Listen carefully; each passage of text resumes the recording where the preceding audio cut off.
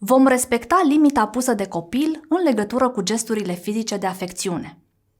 Gata, Diana, ajunge cu atâta pupăceală. Este ceea ce aud frecvent de la nepotul meu Eric, pe care recunosc, l-aș pupa într-una.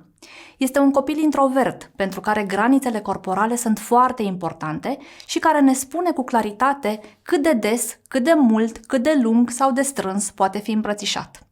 La polul opus, fratele lui, cu un temperament diferit, adoră să fie în permanență în contact fizic cu adulții lui preferați. Copiii sunt diferiți, au nevoi diferite. Toți au nevoie de iubire și afecțiune, dar felul în care o primesc este diferit și unic. Este datoria noastră a adulților să fim atenți, să observăm și să respectăm. Regula aceasta se aplică și în familia extinsă.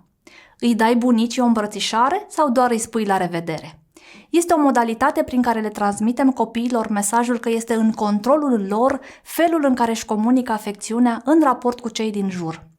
A forța un copil să ofere afecțiune pentru că așa este politicos sau se supără bunicul, transmite mesajul că refuzul, acordul, confortul și siguranța personală a copilului sunt secundare în raport cu satisfacția sau mulțumirea unui adult.